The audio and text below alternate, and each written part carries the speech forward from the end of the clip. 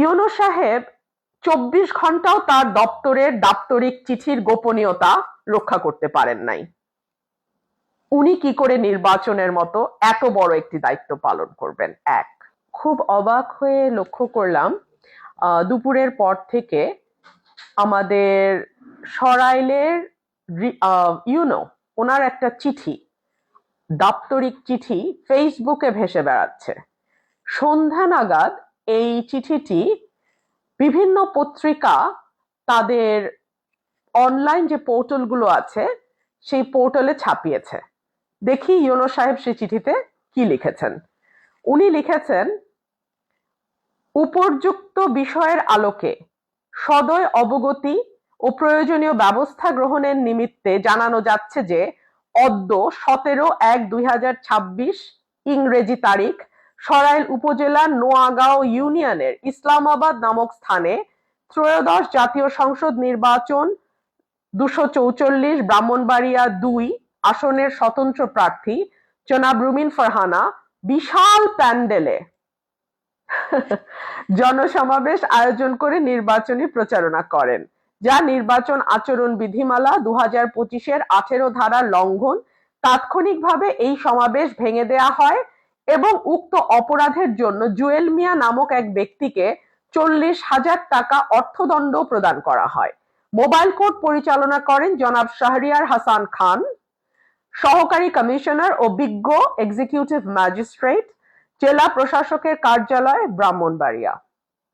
উল্লেখ্য যে এ সময় স্বতন্ত্র প্রার্থী জনাব রুমিন ফারহানা বিজ্ঞ এক্সিকিউটিভ ম্যাজিস্ট্রেটকে আক্রমণাত্মকভাবে বারবার বৃদ্ধাঙ্গুলি প্রদর্শন ও আঙ্গুল উঁচিয়ে বিভিন্ন রকম হুমকি ধামকি প্রদর্শন করেন।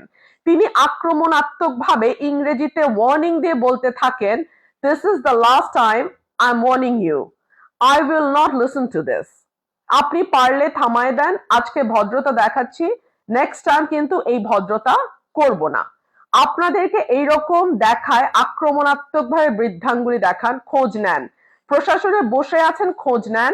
তার সাথে থাকা জনৈক ব্যক্তি বৃদ্ধাঙ্গুলি দেখিয়ে বলেন, বুইড়া আঙ্গুল দেখায়, আপনারা কিচ্ছু করতে পারেন না।" এক পর্যায়ে তিনি ও তার সাথে থাকা ওই ব্যক্তি উপস্থিত জনতাকে দেখিয়ে হুমকি প্রদান করতে থাকেন এবং জনগণকে খেপিয়ে তুলে মব সৃষ্টি করেন এবং বলতে থাকেন, "আজকে আমি আঙুল তুলে বলে গেলাম, আমার এই মানুষ এইখান থেকে বাইর হতে পারবেন না।" তার এই চিঠি সোশ্যাল মিডিয়াতে একদিনের মধ্যে ভাইরাল হয়ে গেছে।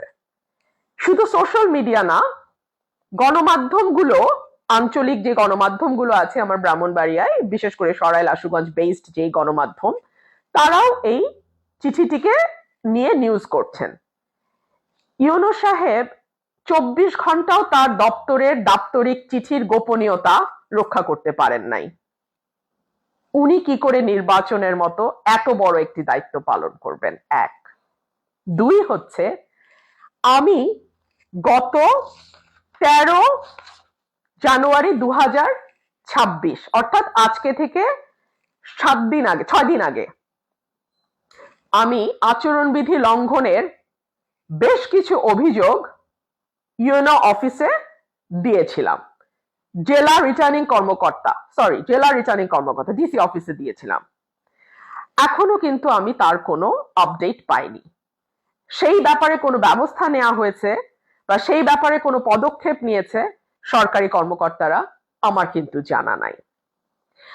আমার প্রতিপক্ষ বা আমার প্রতিদ্বন্দ্বী প্রার্থী যারা আছেন মাঠে, বিশেষ করে বিএনপি সমর্থিত জোটের প্রার্থী যিনি আছেন, তিনি প্রতিদিন মাইকিং করে বড় বড় জনসভা করছেন। তার ফাইলও সংযুক্ত করে আমরা সরকারি দপ্তরে জমা দিচ্ছি। কিন্তু এখন পর্যন্ত স্টেজ বানিয়ে, মাইক ব্যবহার করে, সাউন্ড সিস্টেম ব্যবহার করে, এলাকায় মাইকিং করে তারা কিন্তু প্রতিদিন প্রচারণা করছেন। এখন পর্যন্ত তাদের ব্যাপারে ন্যূনতম কোনো পদক্ষেপ নেবার সাহস আমরা কিন্তু দেখি নাই। কিন্তু আমার প্রশ্ন, যে যেই রিটার্নিং কর্মকর্তা তার নিজের সই করা চিঠির গোপনীয়তা ২৪ ঘন্টা রাখতে পারেন না, তার হাতে ৫ লক্ষ ভোটারের ভোট কিভাবে আমানত হিসেবে আমরা ভরসা করে দেই। তিনি কি করে নির্বাচনের দিন নির্বাচনের দায়িত্ব সঠিকভাবে পালন করবেন? অনেকগুলো কারণেই প্রশ্ন করছি। এক হচ্ছে যে বড় দলের প্রার্থী যখন প্রতিদিন নির্বাচনে আচরণবিধি লঙ্ঘন করছেন, তাদের ব্যাপারে সরকারি কর্মকর্তাদের আমরা প্রতিদিন মোটামুটি অবগত করছি, কিন্তু তারা কোনো ব্যবস্থা নিতে পারছেন না। দুই হচ্ছে স্বতন্ত্র প্রার্থী যে বৃদ্ধাঙ্গুলির কথা এসছে, সেই বৃদ্ধাঙ্গুলির ব্যাপারটা হচ্ছে উপজেলা বিএনপির, আশুগঞ্জ উপজেলা বিএনপির সাধারণ সম্পাদক, তিনি একটি জনসভায় স্টেজ করে মাইক ব্যবহার করে জনসভায় তিনি এইরকম বৃদ্ধাঙ্গুলি দেখিয়েছিলেন ম্যাজিস্ট্রেটের গাড়িতে, কারণ গাড়িটা ওই সিকিউরিটি পারপাসে মিটিং এর যে সমাবেশ স্থল তার বাইরেই ছিল। তো সেটাই আমি দেখেছিলাম যে ওনারা যে আপনাদেরকে বৃদ্ধাঙ্গুলি দেখান, বলেন ম্যাজিস্ট্রেট কিছু করতে পারে না, আমাদের কিচ্ছু করতে পারবে না, সত্যি তো আপনারা কিছু করতে পারছেন না, তাই না? এবং আজকে আপনার দপ্তরের চিঠির গোপনীয়তা আপনি 24 ঘন্টা রক্ষা করতে পারলেন না।